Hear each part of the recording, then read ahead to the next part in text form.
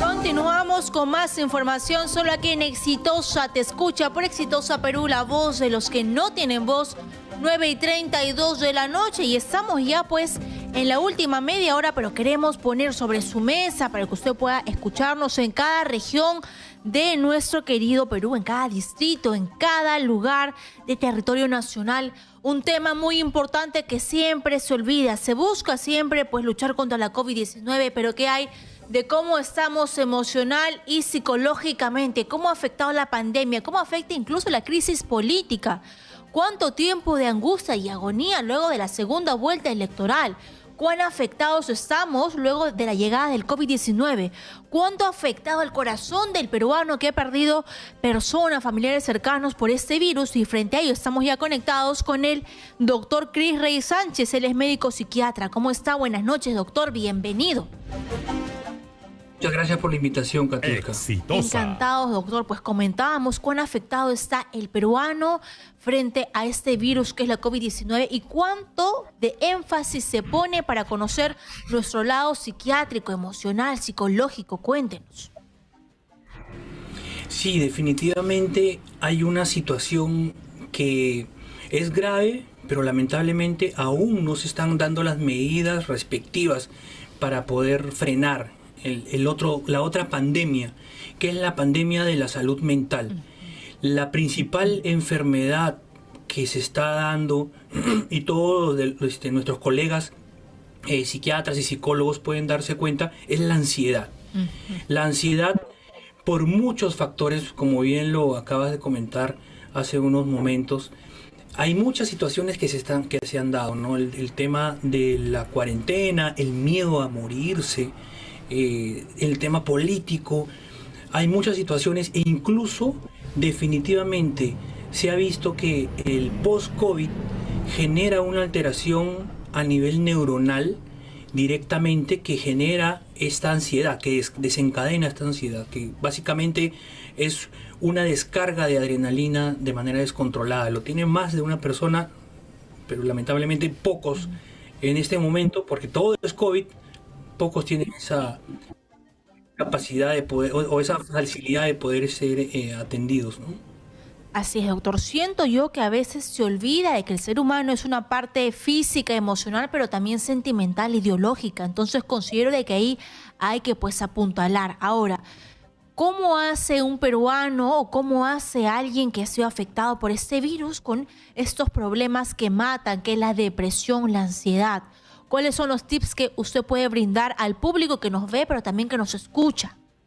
Exitosa. Hay muchos tips que uno puede tener en cuenta.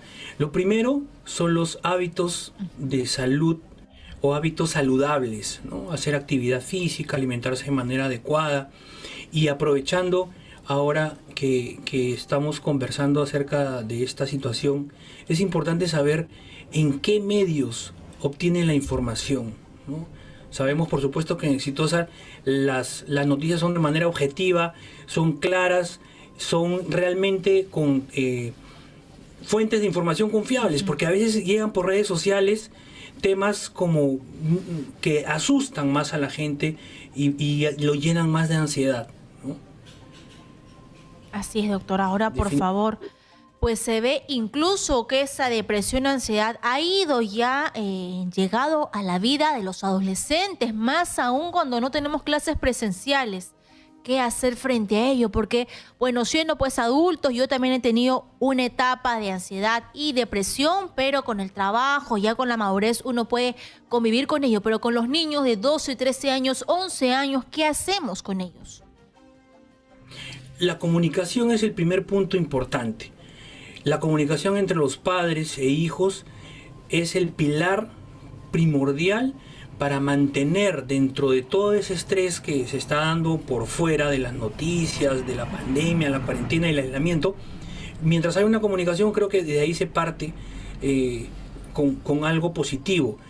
Porque es importante ver, además, validar la tristeza o la preocupación o el miedo del adolescente y darse cuenta en ese proceso de adecuada comunicación que las alteraciones del comportamiento, a diferencia de un adulto en donde la depresión o la ansiedad se da como aislándose, la depresión tal vez como bajando esa energía vital que uno tiene, en el adolescente la depresión es con irritabilidad, como que se vuelven más rebeldes, ya no hacen caso. Bajan las notas también. Bajan las notas. Sí, entonces es importante darse cuenta que no es simplemente porque sea un muchacho o una muchacha malcriada, sino porque hay que darse cuenta si hay una alteración a nivel emocional y pedir la ayuda y la orientación de psicología o de psiquiatría en el caso de que sea necesario. Así es, doctor. Pues se habla mucho de los niños, también de los maestros, pero ¿quién habla de los padres de familia que se han vuelto segundos maestros, tutores durante las clases virtuales y que también se ven conflictuados porque quieren trabajar, no pueden, porque ven cómo la economía se ve golpeada con esta crisis económica, pues política? ¿Cómo buscar apoyar a ese padre o madre de familia? Darse cuenta, primero responsabilizarse como padre y como madre de familia, que son el pilar y el ejemplo de unos hijos que están observando y están viendo cómo se comporta y cómo reacciona ante el estrés. Además de la adecuada comunicación, de mantener la información adecuada, saber filtrar, también dándose esos espacios, porque lamentablemente ahora con el teletrabajo, termina el horario laboral así, a las 5 o 6 de la tarde, pero a las 8 de la noche está el jefe diciéndole, bueno, pásame el trabajo o necesito urgente que me hagas esto de una vez. Entonces también tener claro, así como el trabajo, mantener el horario como lo hacían antes, ¿no? Si de 8 a 5, hasta las 5 se trabaja, después se descansa y así mantener rutinas saludables, ¿no? De descanso también, es importantísimo eso.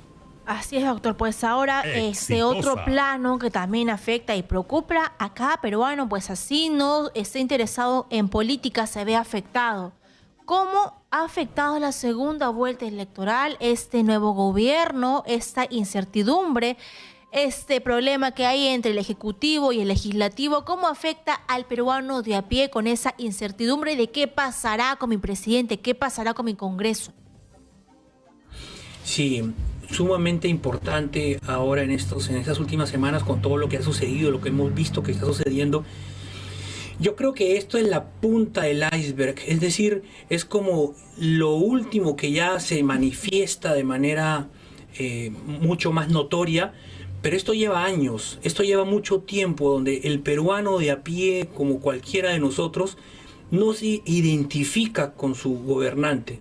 No hay una razón, no hay un sentido de pertenencia con el país, y eso es un signo de alarma para poder darse cuenta que los gobernantes deben saber escuchar al pueblo. Y esa incertidumbre, esa polarización tan marcada que se ha visto ahora en las últimas elecciones, en donde es que casi el 50% está a favor y los otros en contra.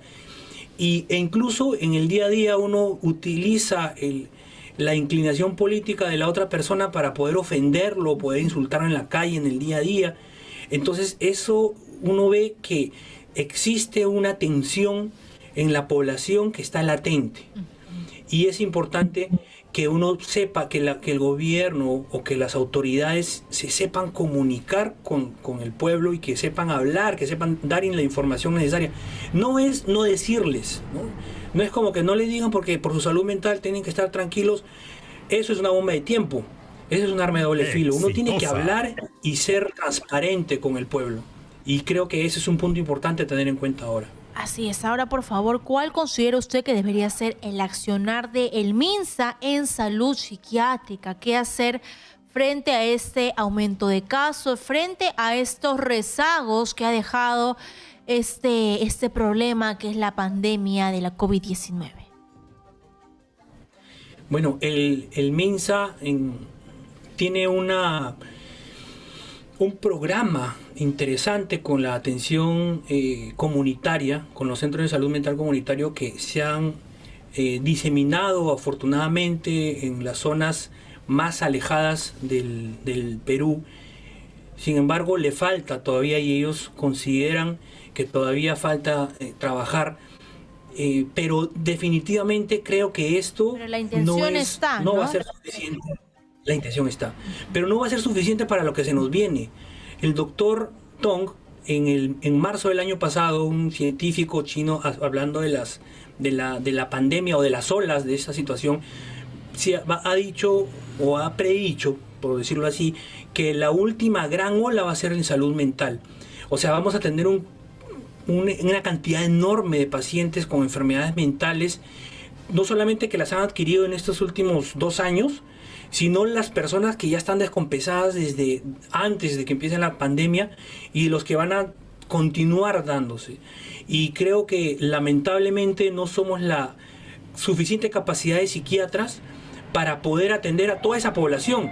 Y yo creo que uno de las herramientas que uno podría tener en cuenta es generar o hacer una formación de los médicos generales para la atención primaria en salud mental.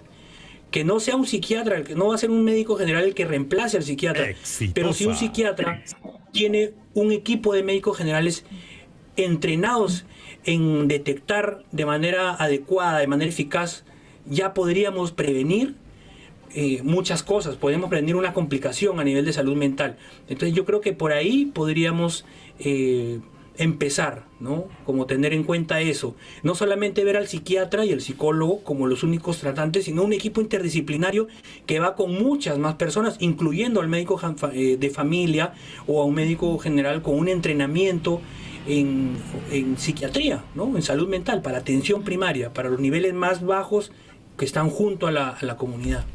Así es, doctor, por favor, finalmente quiero yo pues enviarle un gran abrazo a cada peruano que está pasando por un proceso de resiliencia luego de pues haber perdido a su familiar.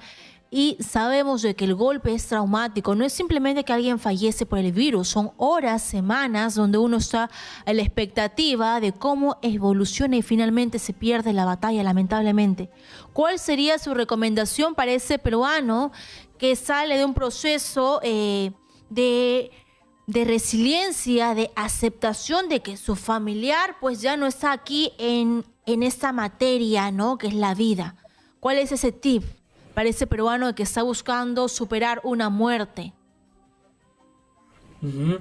Pues yo creo que el principio o la primordial idea que uno debe tener en cuenta es que la muerte es parte de la vida, empezando por ahí.